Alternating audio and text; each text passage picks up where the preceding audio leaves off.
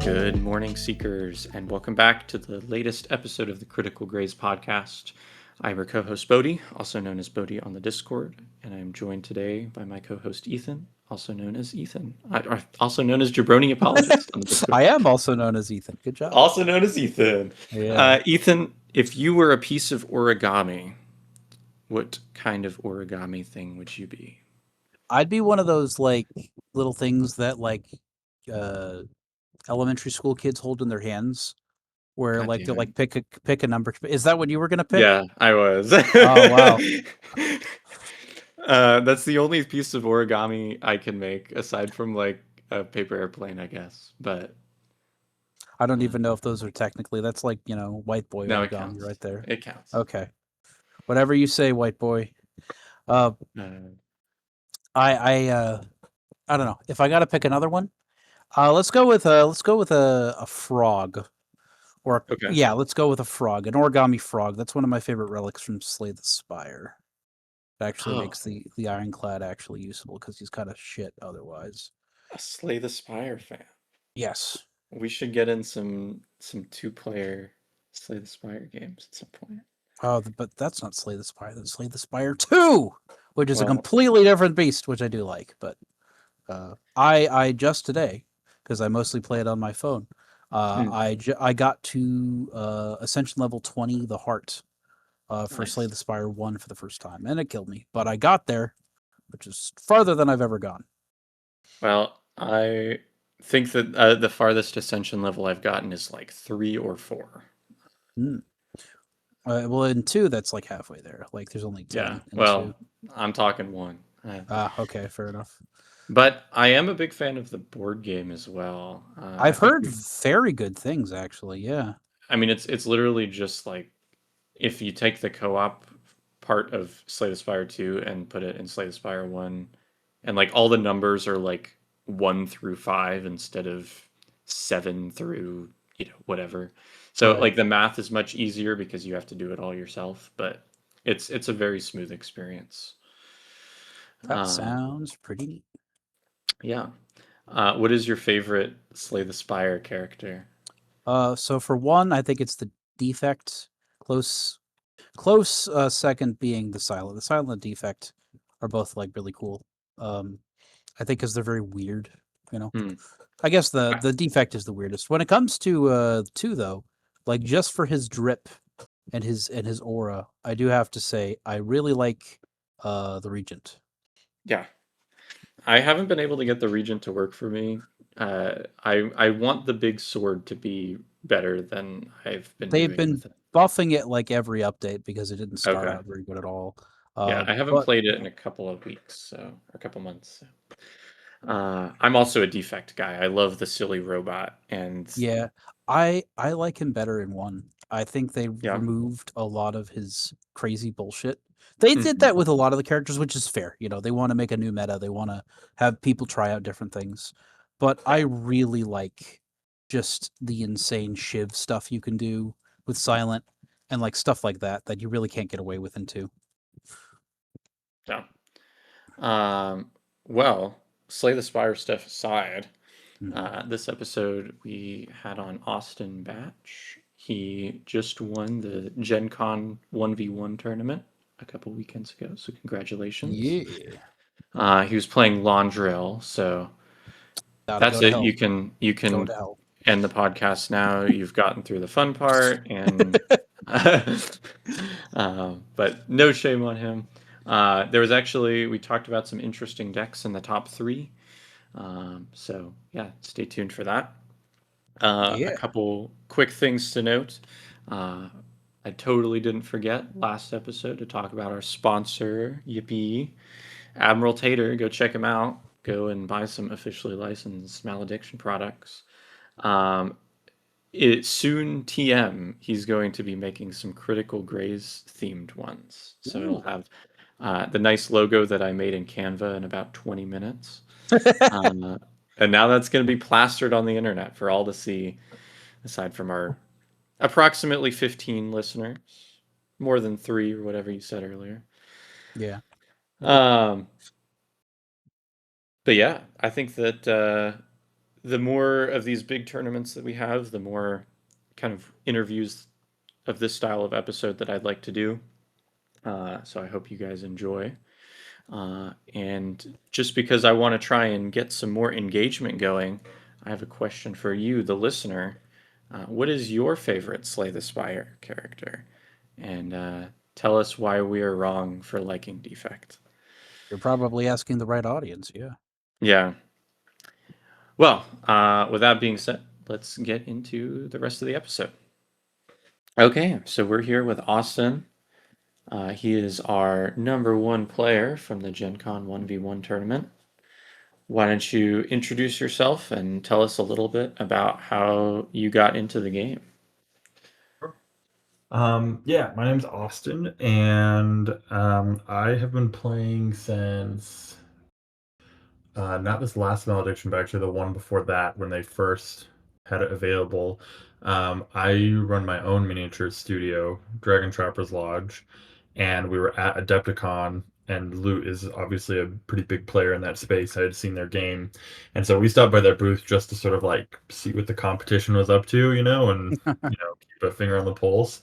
And they were like, "Do a demo," So we did a demo, and I was like, "Dang, that's fun as hell." Honestly, that was a really good game. I kind of hemmed and hawed and I was like, all right, I'm getting this. This is really fun. So I bought all the stuff for it, all the decks, and yeah, we've been playing it around here ever since. So um, yeah, when I'm not working, it's nice to just unplug and enjoy someone else's hard work. So Mhm. uh, yeah, that's how I started.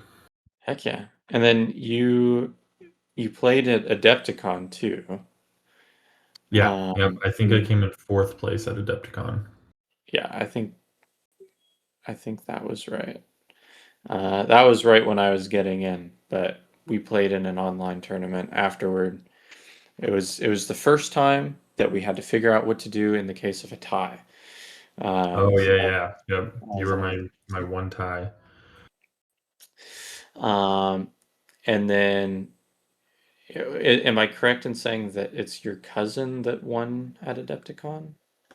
Yeah, my cousin Jarrett, he came in first place for the 1v1 and he had like barely played. He we invited him because we went as a company for Dragon Trappers Lodge, to, scout it out and meet people and stuff, and we just brought him along. We're like, "Hey, we'll cover your trip if you want to come." Um and so we did, and they were giving out the boxes, the faction boxes and like the VIP bags for Adepticon. And there was just one, there was like, in our hotel lobby, there was a table that was like free stuff where people would just, unload stuff from their boxes that they didn't want. And there was a whole entire faction box for Order of the Shattered Throne. And I was like, "Hey, there's a whole box. Like, you should grab it." And so he did, and he built his deck out of just the cards in that core box. And we sat in the hotel room, and I explained to him deck building and helped him, put it together and be like, "Yeah, you probably don't want that card. This one would probably be better and stuff." And then we played like a couple games, and he had played like a few times before that, but like not a ton. But yeah, we just played a few games like before the tournament, and then he freaking went in there and won. It was crazy. That's wild. Well, we're not here to talk about Adepticon today. We're here to talk about Gen. Oop, you Oops, did died, not mean doggy. to just mute myself. um, I like misclicked. Was trying to pull up the notes tab. Um, well, anyway, so before we do that, I've got a couple quick questions. We already talked a little bit about you getting into the game. But overall, what would you say that your play style is, and what decks do you enjoy? Yeah, that's a good question.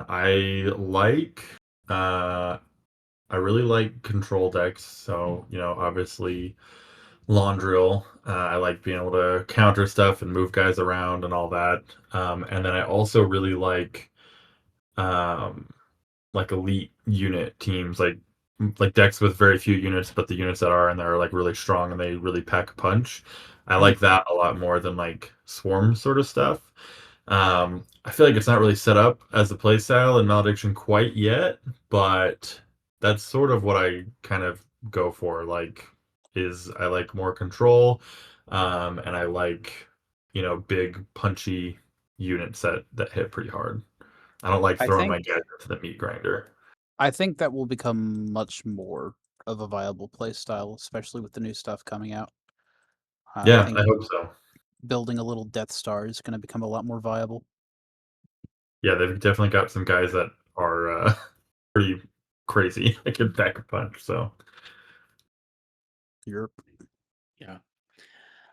If you were to give advice to a person just starting the game right now, what would you tell them? hmm. I would probably say um, get in, just start getting in as many games as you can and try a lot of different decks. Like when I started, I played every single Seeker multiple times and tried them all out, um, just to figure out what I like and how they play and stuff. But also, I think if you can get into like the tabletop simulator leagues and tournaments and stuff like that, you're gonna fight, you're gonna play people that are uh, probably most of the time a lot harder than your local play group. Maybe ours is the exception since we have two first place winners, but honestly, I don't even feel like we're like that good. I think we just happen to win twice. Um, but yeah, I think playing online is like a pretty good way to just get better really fast because you'll come up with, sometimes when you play in your own play group, you'll develop like a little micro meta that's maybe not actually representative of the rest of the game. I think when you play more with people outside your group, you see a lot more variety and learn a lot more things. So that's what I would say. Yeah, I've heard a term thrown around in fighting games where it's like called King of the Basement. And it's like out of the five of you that play fighting games in your local community, you're the guy, you're the man. Right, right. Um, and you can really, uh, not to get too off track, but I remember um, when I played War Machine back in the day, I played in like Northern Virginia, and that was like a really cutthroat meta. Like the guys who played that game, really cool guys, but really good at the game. So I just got my butt kicked up and down. And then like on a whim one time when I was in school in Southern Virginia, I went to a local hobby store and brought my stuff. And it's not even that I was like amazing and cool. It's just I was playing something that was like so weird by their standards that I ended up picking up a game just because they're like, "What the heck is that? Yeah. Why would you bring that?" I'm like, "Well, that's what we do up in Northern Virginia. That's what the DC people do." So yeah, I'd say that getting into kind of the online space, which gives you the biggest kind of gene pool for strategies and stuff. I had a game. I'm sorry. I have two anecdotes for this. I had a game with somebody. Let me bring up their username so I can shout them out. Uh, Terror Salted. Terror Salted. We played a game the other day, and he brought like what I thought was a pretty basic Sigrith deck, but he brought both Umberland Lanterns in it. And I was like, what the heck is this guy doing? Those things cost 3 points. But he stuck them on like yellow has some pretty beefy bronze units. And he stuck it on like a custodian and a revenant. And I must have like because he gave them both phasing, I must have whiffed like 6 or 7 times between the two of them. And I was crying. I lost that game. Yeah, putting on a revenant means that if you miss, they take no damage, and if you hit, they attack you back. It's kind of a lose. Exactly. Yeah. So yeah, I definitely agree. You wanna get games in with different stuff, and you wanna probably get online at least to some extent to get out of your comfort zone. Yeah. Yeah. I think that, like, when I was first kind of getting into the game, my local group here where I live is small but growing. And so basically the only option that I have to get in games at all is playing online. And it's pretty humbling because like everyone that I play with here is very new and in except for the case of one person, somebody that I taught.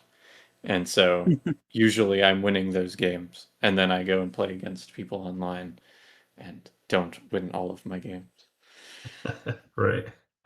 Yep. Well, I think that that's some great advice. Definitely come play online. Come whoop me.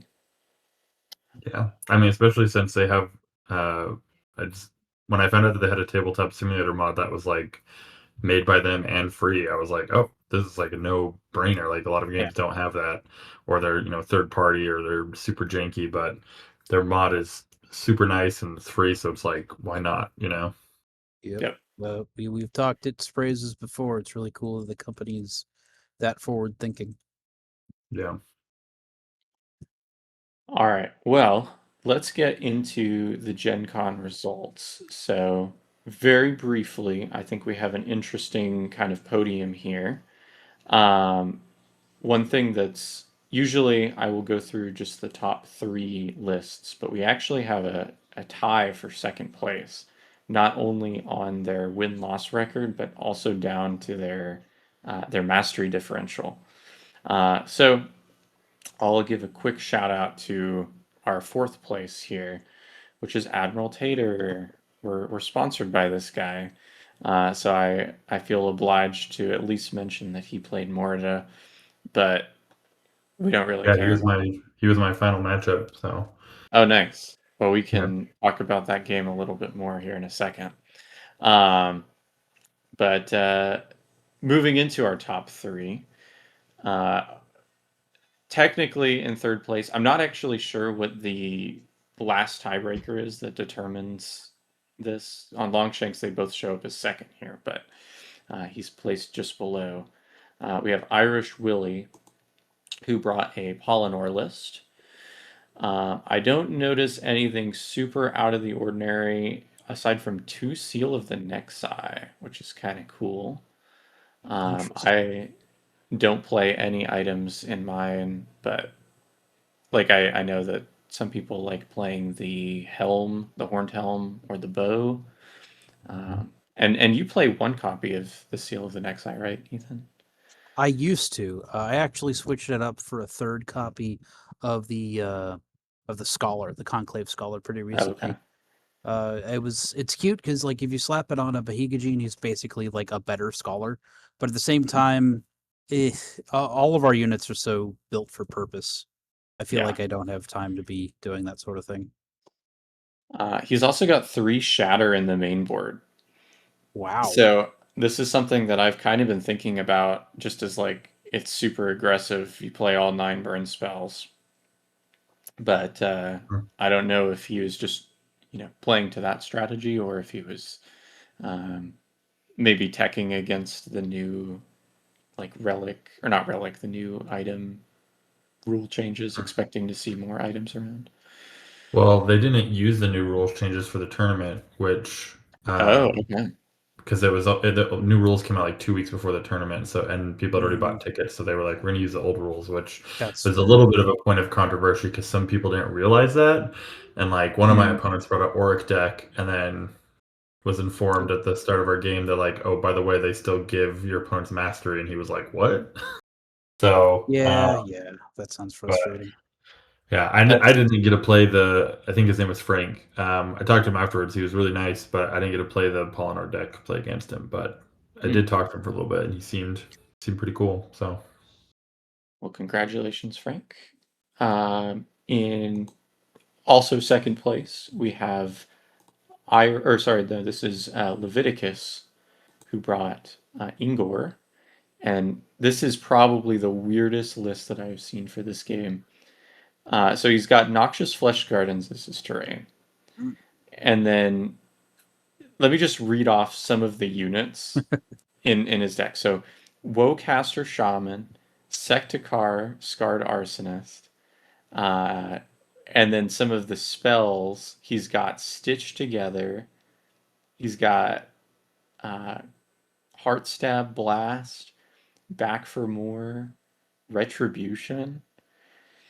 And so I have heard secondhand that supposedly there's like this 100 damage around combo that you can do. yeah, I don't know anything about how it works. Did you yeah. get a His name chance is to? yeah. His that was my first match actually was against that deck.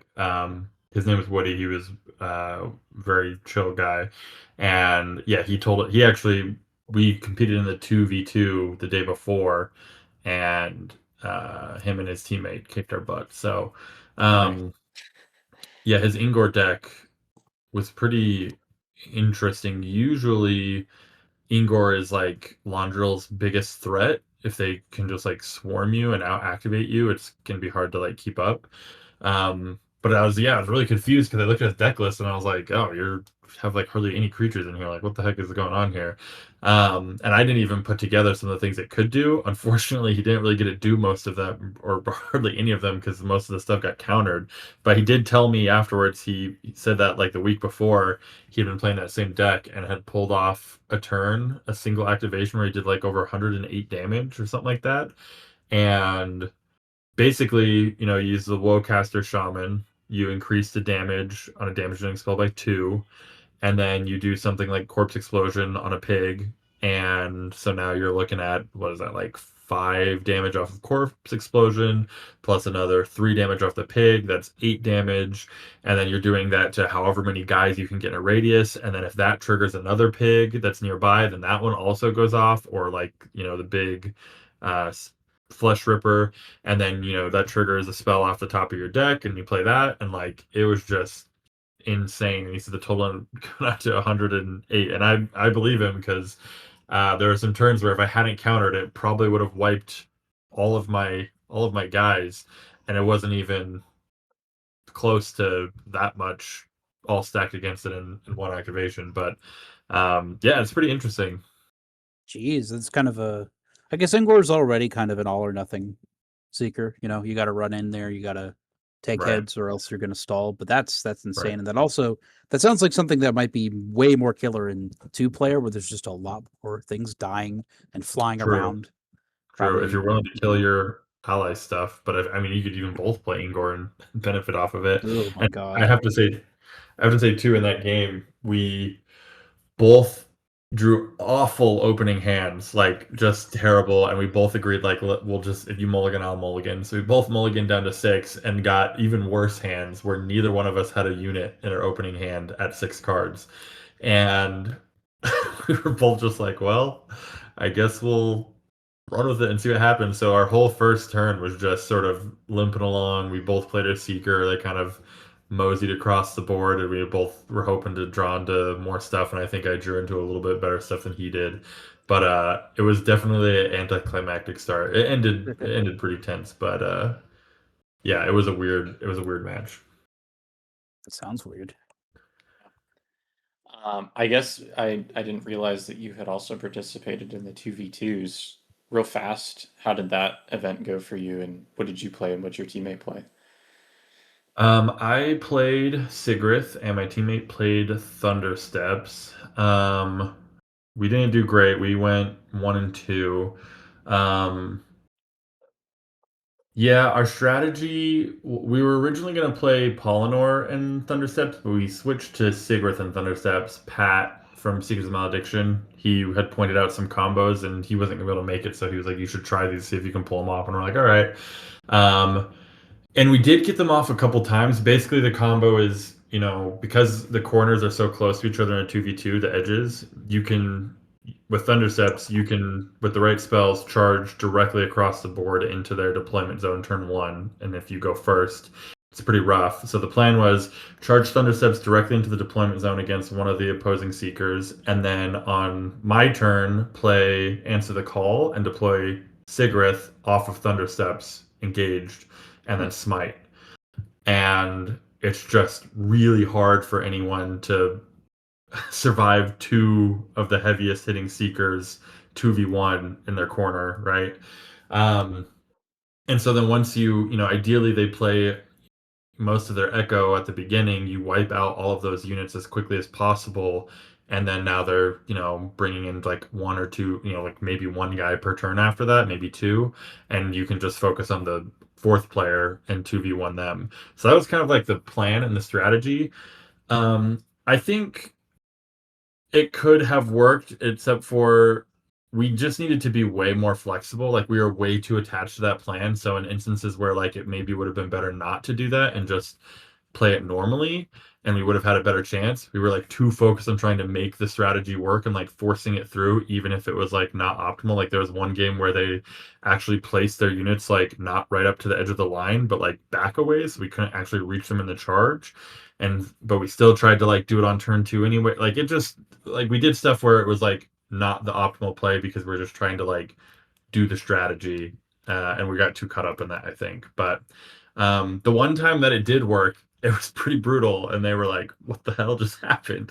And in our first game, it was like 68-10 or something like that. And then like on their final activation with Thundersteps, he came in and like killed a bunch of dudes and like relic holders, and then it swapped to like 55-54, and they won. So it almost worked the first round, but not quite. Malediction is a cruel mistress sometimes. Yeah. Yes, it is. All right. Well, now back to your regularly scheduled content. So taking a look at your list for the 1v1, this appears to just be a normal version of the deck. Is that accurate? Yeah, it's pretty much exactly that. I looked at it and hemmed and hawed over like what I should switch out, but it's it's pretty tight. Like there's not really, it feels like every single card in there is like the optimal choice. There's not very many options where it's like, well, this one's kind of just like up to you. It's like this is the deck, Yeah. which is I think is why Pat called it the deck, is because it's just like this is just what you play. I did play a version of it for like a local Utah league where I swapped out the shield mages and I put in the Revelist Penitent when those guys came out.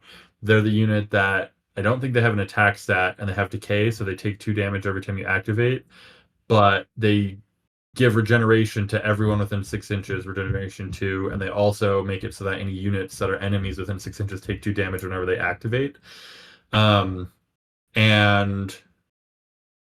yeah, I know some other players were like, these cards are awful, like never ever play them. But I was like, I'm gonna try them, and it worked really well. Honestly, it was really effective because assuming the other person's playing any sort of melee, because whether if they're playing a swarm deck like Ingor or even something like Sigrith where she can like block stuff, most of her stuff only triggers on attacks. And so having these where they just activate and they're constantly taking damage, I got 2 of them out. So every time a unit activated, they were just automatically taking 4 damage. And when you have 2 of them, they counteract the health drain on themselves because they give each other regeneration, so they're not actually losing health anymore. They just stay the same, and the opponent has to attack them to get rid of them. But you're in your Londril, so you have all sorts of stuff to protect them, and it worked great. It was brutal. It was really it made them draw a lot of fire, but it was like kind of useless fire because those weren't actually the units that were like attacking or tanking the damage. They just sort of felt like a pain to the opponent. But I took them out because it just made the game take so long. Like it just made everything feel like it went way slower because you have 2 whole units now who like can't attack or really do anything on their turn. They just sit there, and instead of having units who are going to be dealing damage and like moving the game state forward. So yeah, I don't know. I think the deck it's hard to improve upon, to be honest. Pat kind of nailed it on the head. Yep. Yeah. Everything I've heard about it, you know, seems to live that up. I have actually not played Pat. One of these days, I think. Where's Pat out of? General area. He's in He's from Wisconsin. Wisconsin. Interesting. So we're not that far. I guess our schedules just have not lined up because every time he's like, let's do a game. I'm like about to die and passing on from this mortal coil. Pat plays more than like anyone I've seen. I swear he's like in the local friendly game channel like almost every other day. He's in there being like, anyone. But I mean, it makes sense. He's really good. He's extremely good at this game. Speaking of the Revalis Penitent, can you protection the damage that they deal to themselves? Yes. Yes, Yes, you you can. can. Okay, Yeah. that's gross. If you played Yeah, Londril especially with Poopmen or something, the Bahiga gene, you could just yeah. Well, you Especially if don't you even have need something that has resistance and it's only 1 damage, it's even better. right. Yeah, you don't need those because like all the other units have protection. Like that's kind of the gist Yeah. of it. Well, anyway, so why did you decide to bring this deck?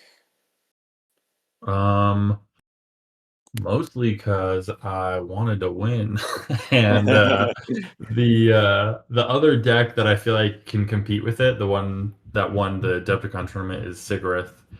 But I just don't care for Sigurith's playstyle. I know it's kind of similar to Londriel, but I just like the control elements that Londriel introduces. I like Londriel herself. I think the model looks really cool. I'm a designer and creative at heart, so I think in my own friend group, when it came to like Magic the Gathering, we used to play that, for example, I would famously take suboptimal cards just because I thought the art looked cooler than other ones. So yeah, I just like Londrel. I like the aesthetics better. I like her abilities like riposte, and I like the range attacks and stuff like that.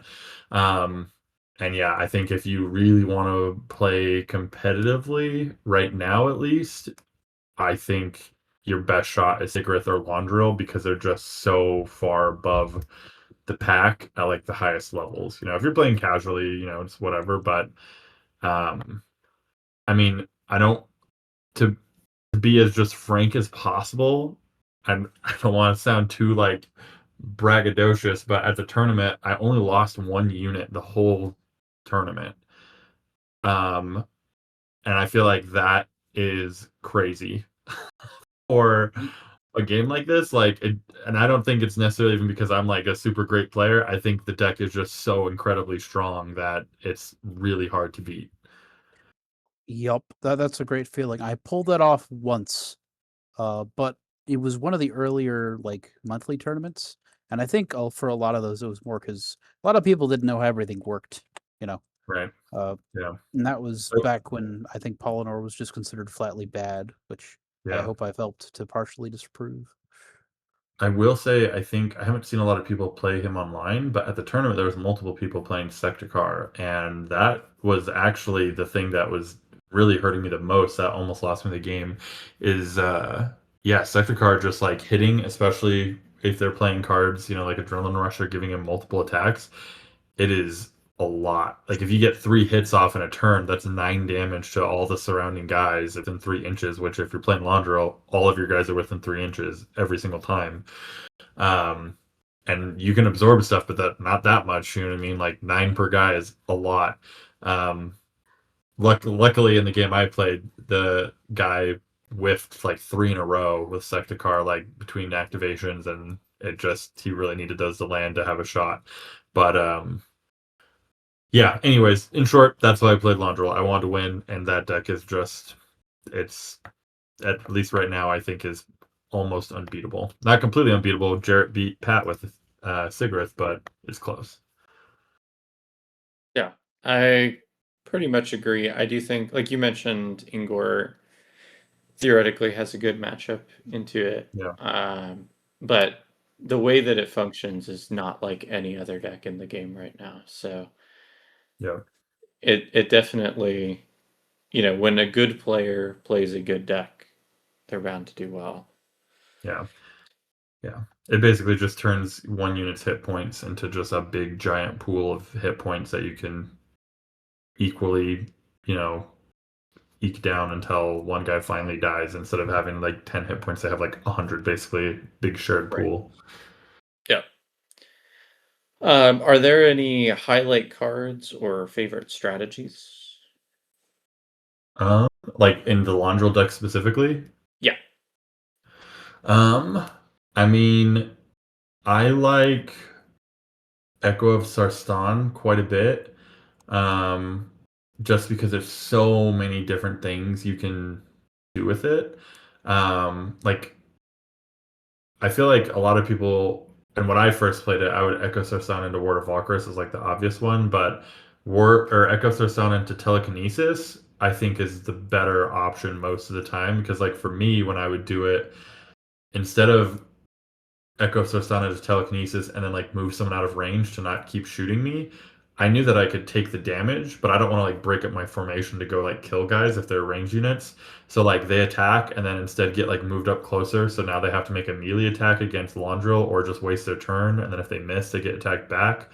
And now on Londril's turn, she can double attack and just like kill them. Like it's just I think more so than the reason Londril is so good is more so than just like absorbing the damage or disrupting them and stuff like that. It's the fact that you can mess up their plans. Like it's so hard for them to like plan their turns or put any strategy into effect because you can just shut it down.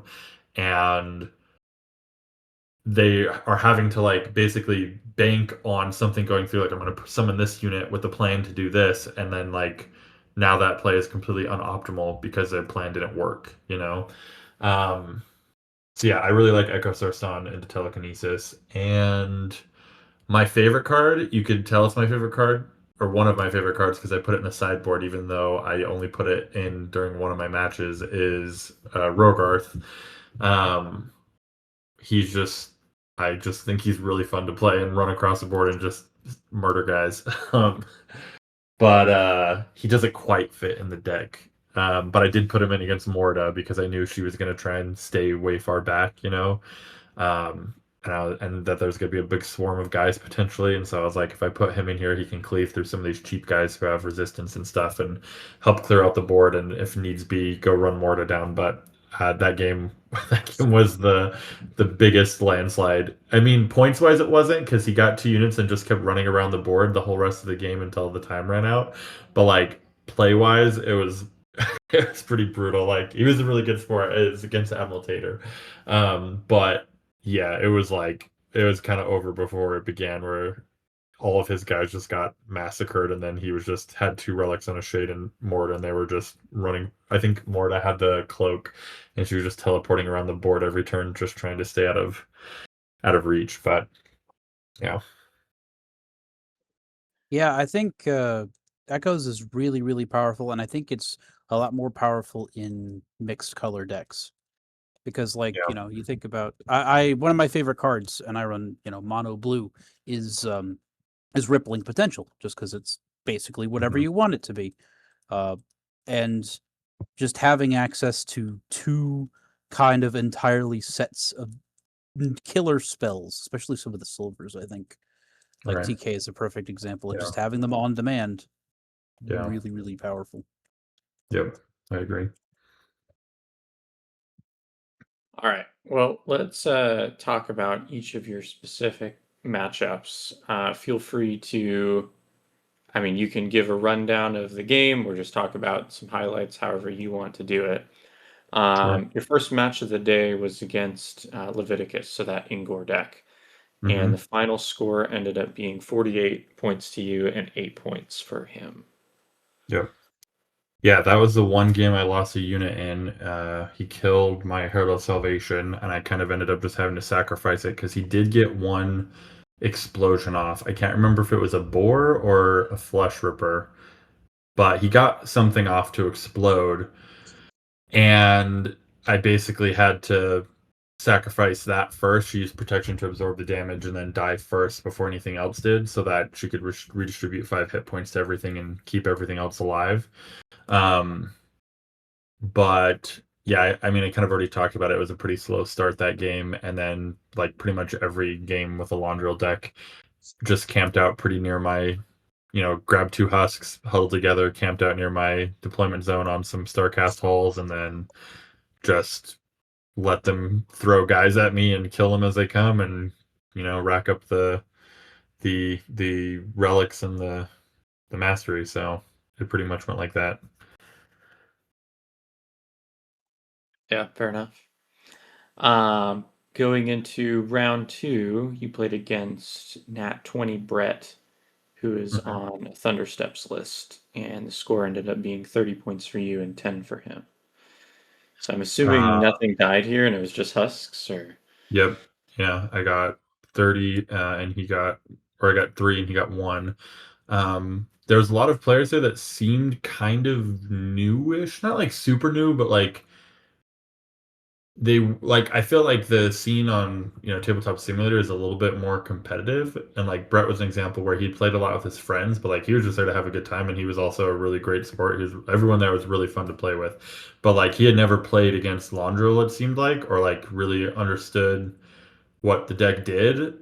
And by the end, I can't remember what he said. He said at the end, he said something like "wow" or something, because he was just like, "Holy crap!" Like nothing. I couldn't kill a single thing, and like he was dealing damage.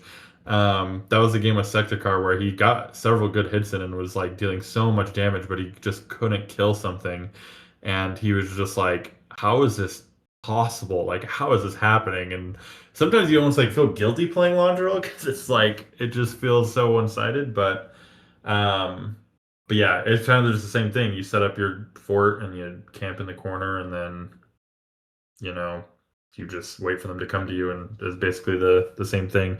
I'd say that was the one I felt closest to losing though with Sector. I think yeah, that's especially with the current state of things. I think the new cards are probably gonna reshuffle the deck, as it were. I will Yeah, say, I'm curious. I think there are, if you know what you're doing.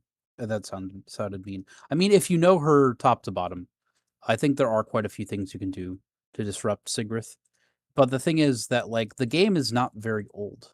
And even people who are like good at the game and have an intuitive understanding of it are going to get blindsided a lot. And I think that is kind of an interesting like that's probably never going to be the case again. It's kind of an interesting Right. specific thing to how the game is right now.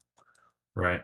I think that I feel obligated to tell people how to beat it. And actually, I saw Brett and Josh and like some of the other people I played with. They ended up being in the same hotel as us later the night after that tournament, and we were talking. And I was like, "Here's how you beat it." Which, for anyone listening, the way you beat it is just charge it immediately as fast as possible and try and start taking out units. Ignore the husks, ignore everything. Just either go right up to them and try and break them up before they can get established, especially if you can split the units, or just keep them from getting two husks. If they only get one husk, then and they're just going to huddle up, you can just go to the back of the map with two or three, and just wait for them for the just force them to come get the third one from you or lose the game when the time runs out. But yeah, usually people they go and get the husks, and the Londro players usually trying to spread them out as far as possible so that they take their time, and then if they can wait 2 or 3 turns before engaging, then by then it's kind of too late. But if you can force their hand, then that's really your best bet. Get in there. Yep, good notes. All right, into round 3, you played against Original Guy. He That's a good name. was. That's a This very is good name. the Auric. Yep. Uh, the score was 43-10. Yep. Same thing. No one died, but he did get a husk. I don't remember everything about this game as much. I do know that he thought that it was going to be using the new rules, so it was a little rough in that regard. When you are expecting one thing and then it's another, but he had an excellently painted army. In my opinion, his army was the best painted one. He had like a wasteland sort of theme going, like all the guys sort of have like this dusty, um, red rock sort of feel to them, especially his Volker's priest, like really cool, like apocalyptic sort of feel. Um, yeah, I don't remember as much about this game. I know it was pretty much the same thing, right? You just huddle up and then absorb as much damage as possible. Yeah. And then for your final match, you played against Admiral Tater on Morida. Yep. So this, you kind of talked a little bit about where he just ran away with 2 of the husks. So it ended up being a 33-20. Did anything else of note happen? I will say this one was interesting because I did not huddle up on this one. I got Tempest Scepter on Londril pretty early on because pretty like he charged some guys in there and they got killed pretty quick. And then it kind of got down to him just running. He wasn't really drawing the units he needed. And so I ended up breaking up the pod and just going full aggro, just chasing him down around the board. With 2 units just running everywhere they could to try and escape. And anytime he would get a guy out, I would just have so many more activations. They would just immediately be wiped out. And so that one was kind of became a cat and mouse. But he was really fun to play against. He won the best sportsmanship award, and I think he deserved it because even while he was getting his butt kicked, he was laughing the whole time and just running across the board. It was. I think we both had fun on that game. So Hell yeah. That's good. Oryx, like his stocks went way up with the rule change, so I can see that'd be frustrating. It's good to hear that he kept a good opinion. Kept a good outlook. Yeah.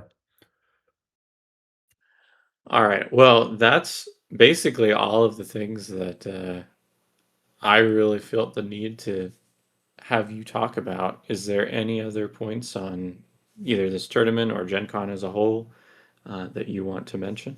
How was Gen Con? Oh yeah, Yeah, that's Gen Con was fun. It was my second time going. It was a good time. There was a big old tornado warning thing, and that was kind of crazy, and Gonna be the water Midwest. pouring in through the ceiling all over people's games and stuff. That was crazy, but Oh shit! yeah, it was. I mean, besides that, it was a great time. If you ever get a chance to go, I always recommend it. It's fun to be around a bunch of people who share your interests and hobby, and you know, I'm sure there's some grumps or like people that aren't fun to play with, but in my experience, every single person that we played against was like really good sports. They were really nice people. Everyone was really friendly, so I had a blast. Did you get Nice. to play any games other than Malediction, or was that your only goal here? We played Malediction. I bought some games and stuff and demoed a few things. Mostly we were there just for like networking stuff for Dragon Trappers Lodge, and then I was like, I'm playing these tournaments while I'm here. Um, and yeah, that was like basically 2 whole days of just playing the Malediction tournaments, and that night there would be like events and stuff or like parties and stuff like that for whatever group was throwing it. So that was pretty much our schedule: play Malediction all day and then go hang out and drink with whoever is throwing a party that night at whatever local Fair enough. bar. Well, sweet. All I right. wanted to ask, just in your personal experience, how many what was the quotient of standees versus models? That's a good question. At Adepticon, I feel like it was a lot of standees, like probably more standees than there were models. At this one, I'm trying to remember. I think the Ingor deck had minis. The Thundersteps deck had minis, I'm pretty sure. I can't remember actually. The Auric deck definitely had minis. And I don't remember about the Mortar. She might have been Sandees, but I want to say that it was mostly, at least from what I saw, it was mostly minis. I'm pretty sure all of the decks we played for the 2v2 all had minis, all 6 of them, I think. Um, my memory's a bit fuzzy, but yeah, there was a lot more, definitely a lot more this time. In fact, when I went to Adepticon, I brought my minis, but I didn't have any of them painted. And because there were so few, I was like, wow, I should paint these. Maybe I could win the painting competition because I'm not like a great painter, but I'm okay. I was like, maybe I should paint them. I could win at Gen Con, but it seemed like the ratio of painted minis at Gen Con was higher, but I think there was a lower player count. So I don't know. Interesting. But I do. That is a It did seem like at Adepticon there was a lot of people I played and that I talked to that they signed up at the tournament. Like they did a demo, they liked the game, they bought stuff, and then they signed up for the tournament like the day before. They were like brand new, but all the people I played at Gen Con like came for the tournament. Like they signed up beforehand and like knew about the game. So hopefully that means that people are getting more serious and interested, and maybe next Adepticon has even more people or like a more competitive sphere. Well, you heard it here first, folks. We are calcifying and stagnating at record speed.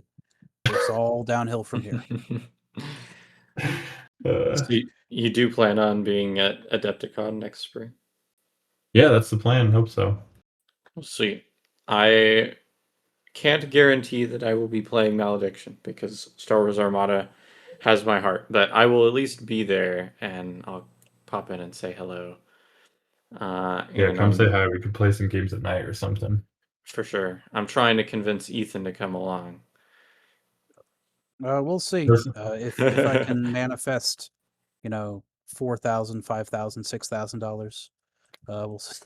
That's Oh, boy. exaggeration, but that stuff's expensive. That's the main thing. I went to Gen Con more than 10 years ago when I was a kid, and I really enjoyed it. Yeah. But Well, It is If very expensive. if you come volunteer for loot, they'll pay for some of the stuff, I think. But have you ever been to Adepticon? No, Gen Con is easier for me because I have people I know in Indianapolis that I can bunk with. Yeah, just pester Pat and let stay at Pat's house. He's like 20 minutes away. But I think that Adepticon is way more fun than Gen Con in my opinion. Gen Con's great, but man, I like Adepticon so much more, to be honest. I haven't been to a Gen Con yet, but maybe one of these days I'll Yeah. make it out. All right. Well, we started with a good segue into our hot take segment, and classically, it got ruined by all of this sleazing around about conventions. So first hot take is that standees and 2D cardboard terrain are better than 3D minis and the 3D terrain.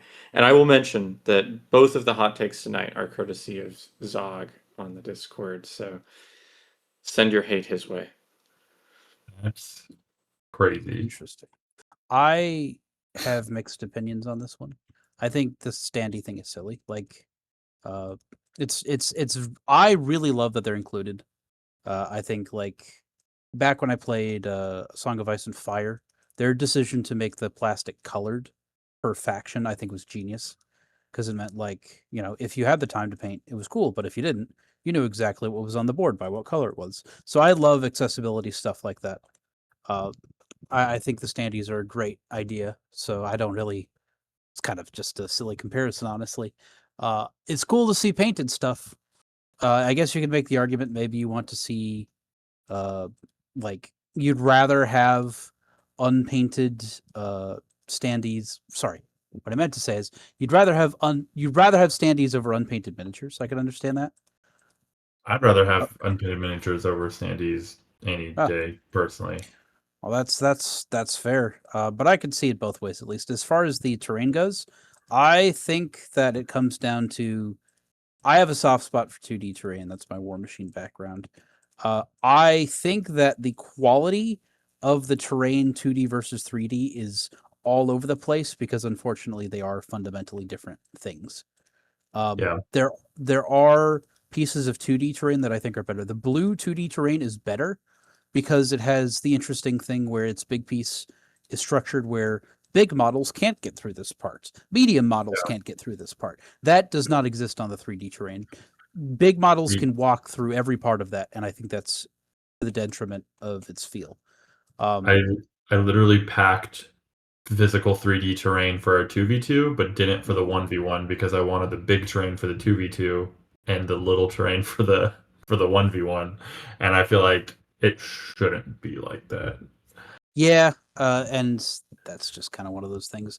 I think like some of the yellow 3D terrain is better because it's actually a little less restrictive. The medium for yellow is like more restrictive if it's 2D. Those two sections, it's basically like a U corridor, and two of the sections at the end that are impassable are just not present on the 3D terrain, and it's a lot more open. Yeah, And then lastly, of course, there's big flesh gardens, which the whole thing is you can walk under the giant in the 3D version, which I think is right. really cool. And the 2D version just doesn't have that, so it's kind of a pick and mix. Yeah.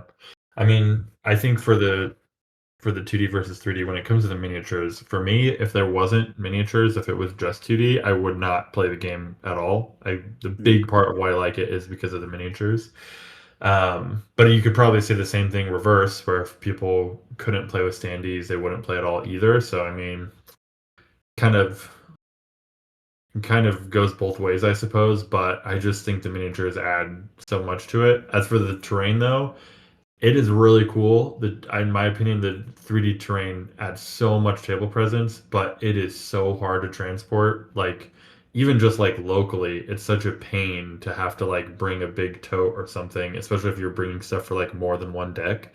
Like, it's me, like a lot of my friends use my stuff. They have like some of my friends haven't gotten their own stuff yet. So I'm like hauling like a huge tote with like all four terrain sets, or like going to Gen Con having to pack Asterian pathways and Starcast halls in my freaking suitcase is like, it's just, it's a pain.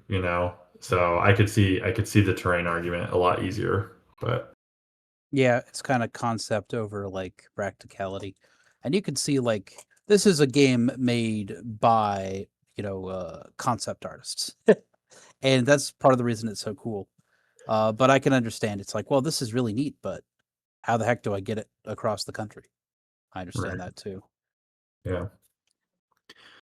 I will offer my 2 cents here, and I'm one of the people that would not play this game if I couldn't bring standees because, like, I think that would be different if I had the ability to safely operate a resin 3D printer.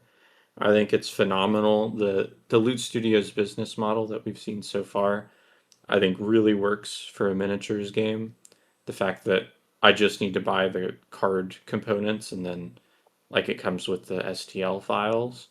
But I live in an apartment right now, and I do not want to have a resin 3D printer going with my fiance and myself here, and my 2 cats and lizard, because I don't want any of us to get cancer. um, so the resin stuff is off the menu for the time being. Um, but like the fact that I can literally pack every single thing for this game into the 2 starter boxes with a little bit of lid lift and then the mat in its own box. And like I can take that wherever it needs to go and just have, all of the decks, all of the extra cards, all of the husks, all of the models just like ready to go at a moment's notice. Makes it so convenient and easy. Um, I think that, the people who do have the ability and who are, especially the ones who are good at painting, I'm not very good at painting. Um, but like if you can make the minis look good, all power to you. So I don't really have an opinion there.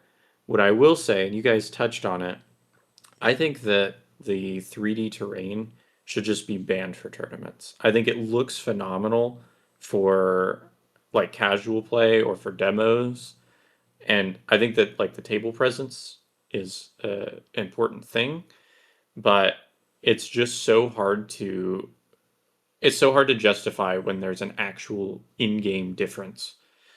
Like the fact that you as a intelligent smart malediction player made the decision to pack 2 separate like terrain things just because of how they interact with like 2 decks. Like that shouldn't happen. That just that feels I can so get behind that. yeah. I compromise. We get rid of 3D terrain for tournaments, but only miniatures for tournaments. No more standees for tournaments. Oh my god, that's terrible too. No, What we if you print me the miniatures, I'll make it happen. I'll allow it. We have a print Uh, shop. I'll hook you up. okay. But don't I mean Malediction sells the minis. You said you play Star Wars. Don't you have to have minis for that? You have to buy those, right? Yeah, but at this point the game's officially dead, so I can FDM print all of those. Gotcha. Um, and as much as I just praised the Loot Studios business models, I don't want to spend $130 for a pack of minis. I think the real thing to do here is honestly that they re-release the 3D terrain SDLs and just make them free on their site and make them as Yeah, they would be, or at least take another crack at it. Like I understand if they can't fix everything, like the giant, obviously, like what are you going to do about that? It's an overhanging piece, but the sizes just need fixing. It's not okay, honestly. I think I what they agree. should do is, but one, I'll say this. Hopefully, as Malediction grows and like they can scale more and have better, manufacturing, they can get the price down on the miniatures. That would be great. Um, and as they get bigger, hopefully that's the thing. Hopefully they don't go the way of Games Workshop. When it comes to the terrain, I heard someone mention this that I thought was a cool idea of they could still do 3D-ish terrain, like 3D printable terrain, but have it just be way less tall, like a version that's like closer to the 2D, but does still have some dimension, so it's not just like a piece of cardboard, Like something you could still paint up, but it's only like an inch tall or an inch and a half tall at like the most. Um, I think that would be cool. I'd like that because Yeah. then you could still paint it and have some artwork and craftsmanship go into it, but it still is easy to transport and you can match the same profile whether it's 2D or 3D. And it's never going to be perfect, but I think they have a lot of wiggle room that they could find basically by going through and figuring it out. Right. Yeah. I also will add in a little bonus hot take. I think that they should either like I'm really disappointed that in the terrain packs they announced it's just going to be the 4 sets from the 2v2 or the 1v1 like starter boxes because right now the only way to get the Extra piece. the fifth piece is to either play online, which is cool, that's fine, or 3D print the 3D version, which doesn't really feel right, or buy product that is no longer officially being sold. And so like the times where I'm using both fully blocking Starcast halls is not super common, but like You physically with want the the stuff I option. own, yeah, I can't do that, and it would be nice to have the option. So I just think that that needs to be addressed. Yeah. But like, It is weird that they released a terrain pack and then didn't include all the pieces. I wonder if the new terrain that comes out in the future will still have 5 pieces, or if they'll just start doing 4 only going forward. yeah, I think that if that is the case, then maybe they just need to like retcon out And the yeah Yeah, that it's fifth not piece. super killer, and oftentimes in my experience, it's like the fifth piece. The original 4 pieces are all pretty unique, and then the fifth piece will just be kind of another one of one Yeah, of the other 2 small ones. Like for Asterion, it's the 2 circular ones, and one of them is the fifth piece. And it's like you could probably cut that and force your opponent to like use the weird kind of like broken windows thing, and that might be better, honestly. Just yeah, having 2 of yeah, the same is a little weird. yeah. Can I share a light hot take before we end? yeah. Well, Sure. I've got one more, but do yours first. Okay, okay. My hot take, I love Malediction and really grateful for the team putting on tournaments, all that. They weren't even gonna do one, and me and a few other people like begged them. We were like, we're going to Gen Con, please do a tournament, and they did. But I'll say this, I think it was the same thing at Adepticon. They if they want more people to play in competitive play, which I think would be good for the game, they have got to have better prizes because the first place prize and the third place prize, and I think even the good sportsmanship prize, I'm not 100% sure, all got the same thing. And that is, in my opinion, lame. Like, have some tiered prizes, Like, first place should get something really cool, and then, second and third or whatever, especially if you gotta be people paying to enter. But I don't know. What are you guys' thoughts about prizes in tournaments? Is it just for the love of the game, or should there be prize support at the competitive level? I like wider prize support. I'm like, if they had something small, I would be like full on like, yeah, you can even have like a participation trophy. I'm totally fine with that conceptually. But I do agree, you should get something extra for coming all that far. You should there should be a clear tier to it. If you get into the winner's circle, you should get something specific. And then if you get top placement, I think you should get something like really interesting. Okay, this is like a weird little thing for me. I'm not super big on exclusive content, period. I think that most content is at its best when like you can get it somewhere officially or at least like very easily in secondary markets. I'm not one of those people where it's like I want this sculpt that will never ever ever be available in any way except through this tournament. I'd prefer if there was a middle ground where it's like this is a cool specific thing. Maybe it's something new, maybe it's something that's more expensive, but I I want to kind of cut a balance there, I guess is what I'm saying. I want something really cool for the winner circle, but I don't want completely exclusive stuff because I think that just kind of feels bad, especially for the collectors out there. Yeah, I can see that. I could go both ways. I like it when I'm getting the exclusive stuff. I don't like it when I'm not getting the exclusive stuff. Well, right. Yeah, I think they could have had like even if they because we got like the prize was like you got a trophy, like a 3D printed trophy they had, and that's cool. And then they gave out like these participation like packets like for everyone who played, and it had like an alternate art everlasting heart, and it had like a little 3-inch ruler and like a badge, like a patch that they sell, and like the pin and stuff, like a few small things like that. And everyone got one of those, and if you won you got another one, which felt kind of weird, like they were just trying to like find stuff to throw in there. You got one of those. I got a 4XL Malediction Volunteer polo, which also just felt like this is just something we had lying around, so we threw it in the prize pool. I was like, when am I ever gonna wear this? It's freaking huge, you know? Um, and then one of the new reinforcement packs that haven't been released yet, and then the standee pack to go with it. And that was pretty cool. But I feel like, yeah, same thing. It's like first place and third place got the same thing. It would have been cool if like first place got like all 4 of the new packs. Like, surely it doesn't cost them that much to like add that product to the prize pool, you know? And then like, second place gets 2 of them and third place gets 1 of them or something, you know?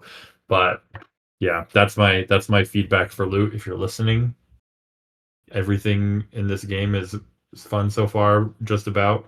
Maybe nerf launder a little bit. But would love to see better prize support for the tournaments. Think we'd get a better turnout. Yeah, Yeah. that's fair. And to your earlier point about not becoming like GW, that's of course the goal. I will say I Right. am not as worried about that for the simple reason that Loot is privately owned, which is to say they Yeah. do not have shareholders to Right. make feel warm and fuzzy every month, which I think is Right. for And this they're sort of built on 3D printing, which at its heart is sort of the spirit of, you know, do it yourself, and you don't have to pay $1 billion to some big corporation, you know?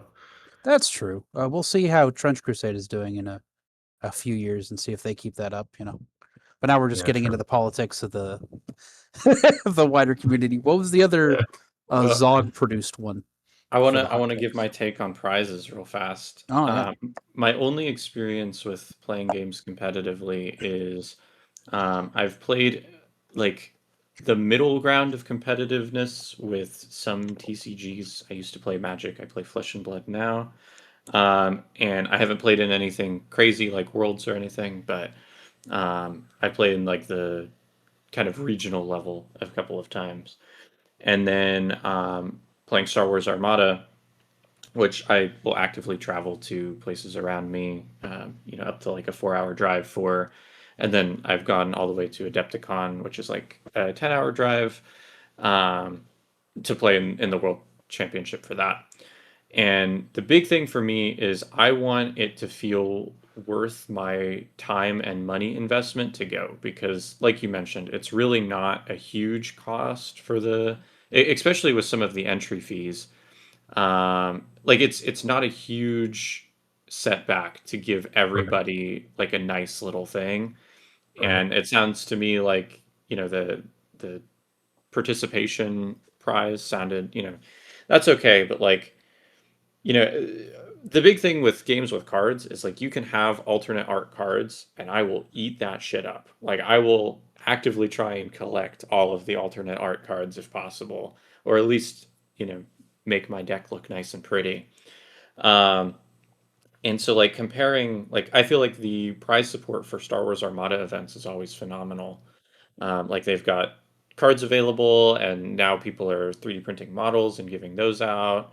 Or Admiral Tater has done prize support for Armada for years, and so like you can go and win like a whole ruler template tray, which is like $100 product on his store. Um, Whereas in TCGs, like you have to win the event or like place extremely high in order to get cash or maybe a couple of booster packs.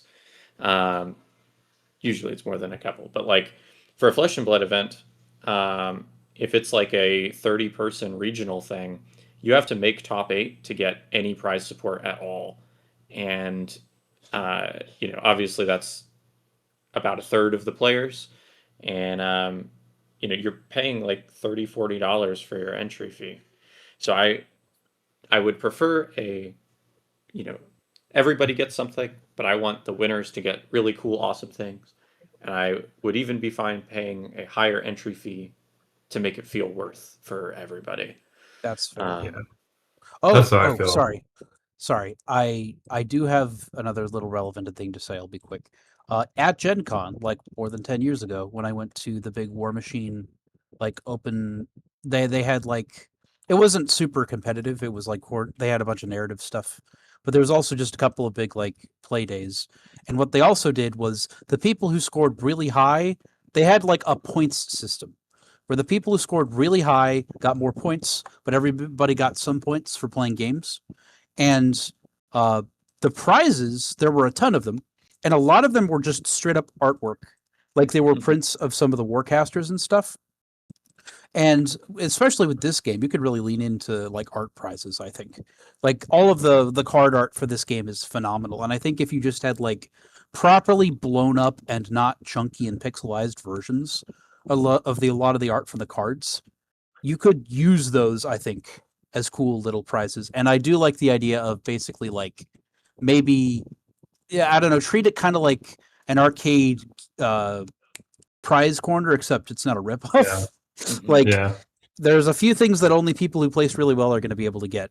But if that Right. person who won a lot just wants all of the art for all this faction and just plaster it all over their walls, they can do that. Well, to give Loot their credit, I mean they're pretty small, and this is like pretty new for them. So hopefully, they are learning and improving and stuff like that.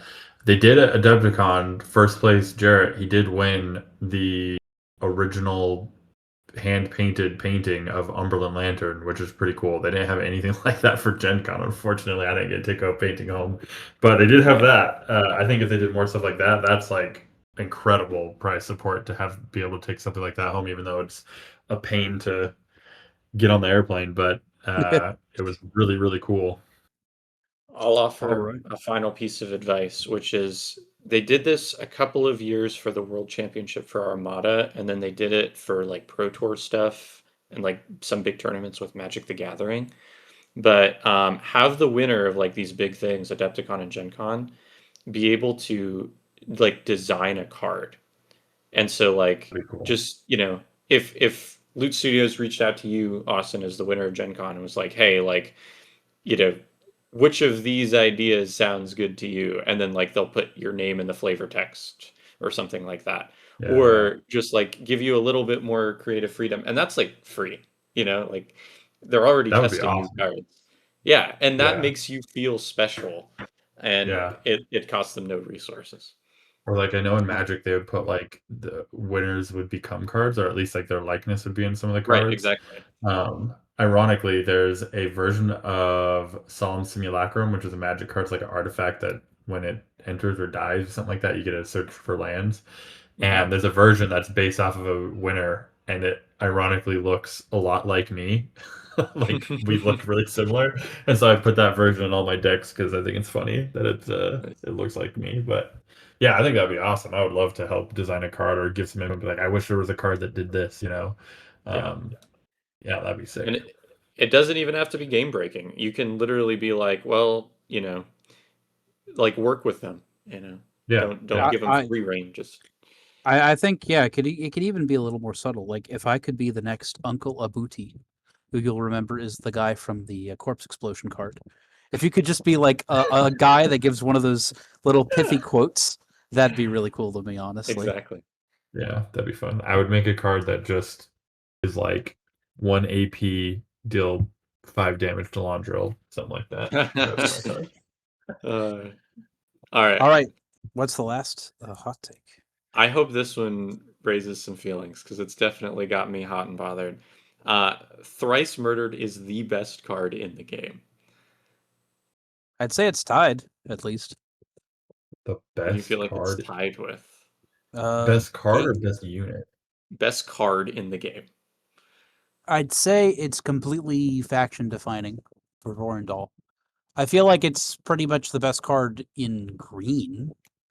But then you just kind of get into the relative power levels of all of the colors, which I think green is kind of the weakest, which once again, that's probably going to change in a couple weeks. There's going to be a reshuffling.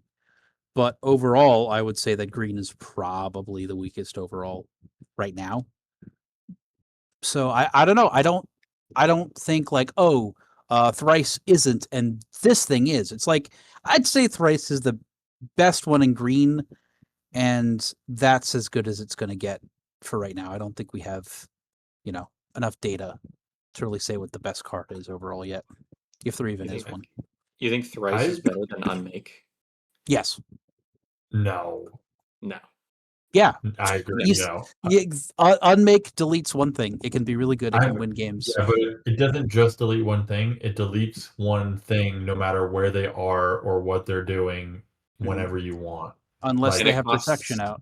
And it costs Yeah. 5 instead of 8. Which is really cool. And it does one thing and then it's gone forever. And Thrice can be on the board for the entire game, killing multiple things and dealing way more. I'll say this.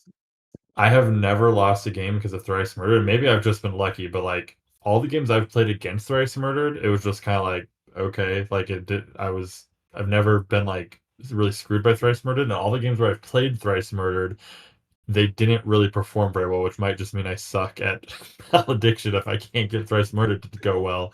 But I think there's one card in particular I'm thinking of that I'm like, this card is so insanely busted that every time I play it, I feel guilty, and my opponent is like, wait, what? And then they read it and they're like, that's so dumb. And I've even had them call the judge multiple times to be like, that can't be right because of how good it is. And then the judge is like, no, that's what it does.